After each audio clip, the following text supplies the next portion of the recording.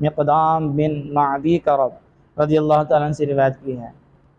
वो कहते हैं कि मैंने रसूलुल्लाह सल्लल्लाहु अलैहि वसल्लम को फरमाते हुए सुना कि आदमी ने पेट से ज़्यादा बुरा कोई बर्तन नहीं भरा। कि बर्तन जिस तरह किसी चीज़ के साथ भरा जाता है, तो अगर किसी आदमी ने अपने पेट को मुकम्मल तौर पर भर लिया है, जिस तरह बर्तन भरा जाता है, तो ये उसने दिया वो बहुत बुरा किया है और इसका ये करना बुरा है। इब्ने आदम को चंद लुक़मे, क्योंकि इब्ने आदम को चंद लुक़मे जो है वो काफ़ी हैं जो उसकी पीठ को सीधा रखेंगे। लेकिन फरमाया अगर ज़्यादा खाना ज़रूरी भी हो, ज़्यादा खाने की तलब हो, तो फिर क्या किया जाए, फिर पेट के जो वो 3 हिस्से किए जाएँ।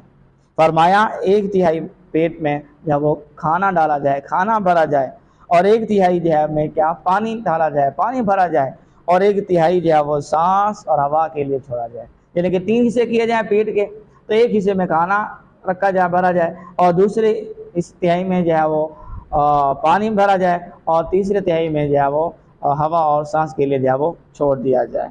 रब ताला हमें इन अहादीस मुबारका पर अमल करने की तौफीक अता